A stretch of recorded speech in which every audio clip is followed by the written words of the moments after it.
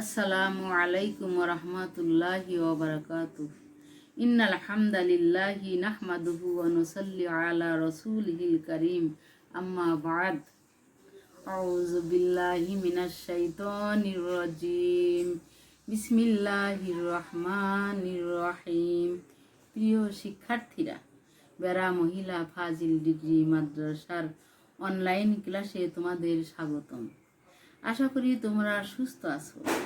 আজ আমরা দাখিল দশম শ্রেণীর কোরআন মাজিদ ও তাজবিদ বইয়ের নির্বাচনী বিষয়ের দশম পাঠ নিয়ে আলোচনা করব। দশম পাঠে আদর্শ মানুষের গুণাবলী নিয়ে আলোচনা করা হয়েছে।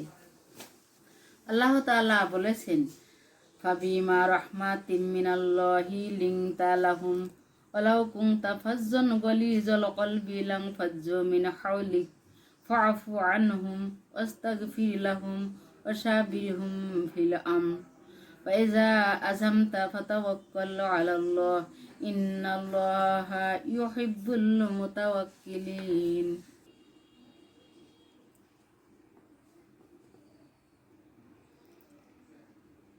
অনুবাদ হচ্ছে, অনন্তর আপনি আল্লাহ তাআলার অনুগ্রহেই তাদের সাথে কোমল আচরণ করেছেন।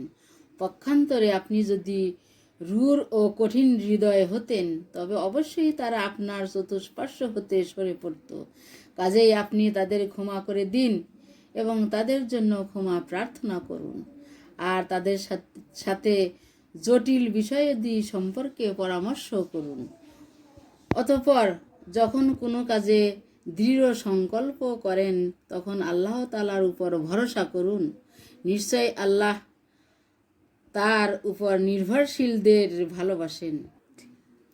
এতক্ষণ আমি কোরআন মজিদের সূরা আল ইমরান হতে 159 নম্বর আয়াত তেলাওয়াত করলাম এবং এর অনুবাদ পাঠ করলাম।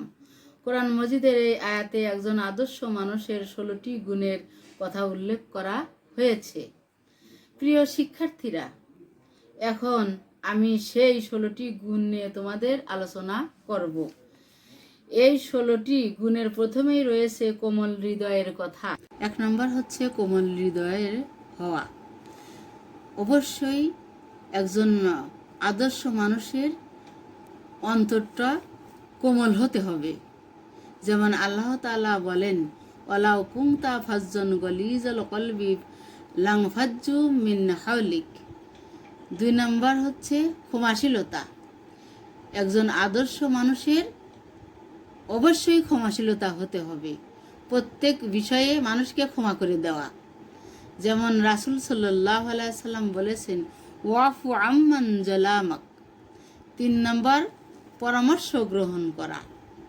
একজন আদর্শ মানুষের আর দশজনের কাছ থেকে একটা কাজ করতে হলে পরামর্শ নিতে হবে। যেমন রাসূল সাল্লাল্লাহু আলাইহি সাল্লাম বলেছেন, ওয়াশাবিরহুম ফিল আমর। 4 নম্বর তাওয়াক্কুল। একজন আদর্শ মানুষের আল্লাহর উপর গভীরভাবে তাওয়াক্কাল করতে হবে। প্রত্যেক বিষয়ের আল্লাহর উপর ভরসা করতে হবে। যেমন আল্লাহ তাআলা বলেন, ওমাইয়া তাওয়াক্কাল আলাল্লাহি ফাহুয়া হাসবুহ। 5 নম্বর অস্থিরতা পরিহার। কোনো বিষয়ে অস্থিরতা হওয়া যাবে না। একজন আদর্শ মানুষের অবশ্যই অস্থিরতা পরিহার করতে হবে। যেমন রাসূল সাল্লাল্লাহু আলাইহি সাল্লাম বলেছেন, আল আনাতু মিনাল্লাহি ওয়াল আজলাতি মিনাশ শাইতান। কি যে ধীর স্থিরতা আল্লাহর পক্ষ থেকে আসে আর অস্থিরতা আসে শয়তানের পক্ষ থেকে। সত্যবাদিতা। 6 নম্বর হচ্ছে সত্যবাদিতা।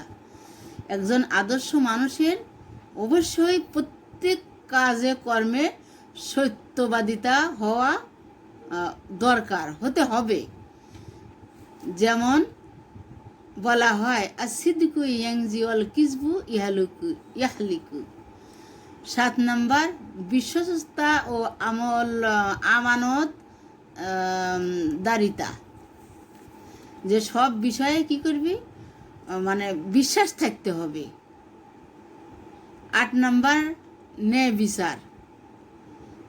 যে একজন আদর্শ মানুষের প্রত্যেক কাজে প্রত্যেক বিচারে, প্রত্যেক ক্ষেত্রে মানুষের প্রতি কি করতে হবে? ন্যায় বিচার করতে হবে। যেমন আল্লাহ তাআলা বলেন, ইন্নাল্লাহু ইয়ামুরু বিল আদলি ওয়াল ইহসান। 9 নম্বর, বিদ্যানের সহচর্য। যে একজন আদর্শ মানুষের, একজন ভালো লোকের কাছ থেকে, একজন বিদ্যান লোকের কাছে তার উঠা বসা চালচলন তার কাছ থেকে অনুকরণ করা, অনুসরণ করতে হবে। 10 নম্বর, ধৈর্যশীলতা। একজন আদর্শ মানুষের অবশ্যই প্রত্যেক ক্ষেত্রে তার ধৈর্যশীল গ্রহণ করতে হবে, মানে ধৈর্যশীলতা তার মধ্যে থাকতে হবে, ধৈর্য ধারণ করতে হবে। যেমন আল্লাহ তাআলা বলেন, ইয়া আইয়ুহাল্লাযীনা আমানুস্তাঈনু বিস-সাবরি ওয়াস-সালাত ইন্নাল্লাহা মা'আস-সাবিরিন। 11 নম্বর, আল্লাহ তাআলার ভয়। সব সময় একজন আদর্শ মানুষের আল্লাহ তাআলার উপর ভয় থাকতে হবে, যেন রব্বুল আলামিন প্রত্যেকটা কাজে কর্মে, খাওয়া দাওয়া, উঠা বসায়, চাল চলনে তিনি দেখছেন। এই ভয় ভীতি নিয়েই চলাফেরা করতে হবে।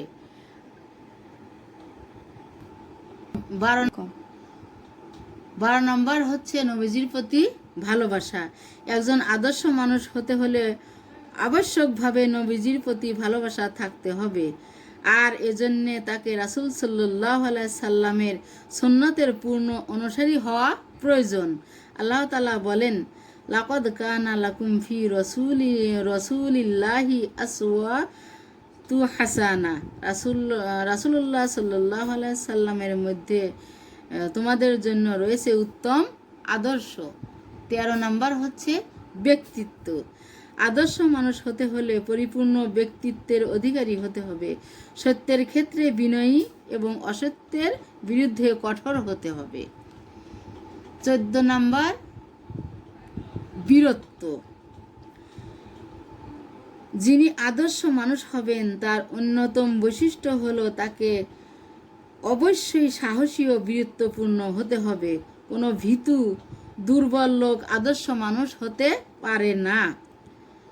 15 নম্বর, ন্যায়পরায়ণতা। আদর্শ মানুষ হওয়ার জন্য আরেকটি বৈশিষ্ট্য হলো ন্যায়পরায়ণ হওয়া। ন্যায়পরায়ণ না হলে কেউ আদর্শ মানুষ হতে পারে না। 16 নম্বর, বিনয় ও নম্রতা। 16 নম্বর, বিনয় ও নম্রতা। যে একটা আদর্শ মানুষের অবশ্যই বিনয়, নম্র, ভদ্র হতে হবে, উচ্ছৃঙ্খল হওয়া যাবে না। তাকে সবসময় নম্রতাভাবে চলতে হবে। যেমন রাসূল সাল্লাল্লাহু আলাইহি সাল্লাম বলেছেন, মান তাওয়াজ্জা আল্লাহু রাফাতুল্লাহ।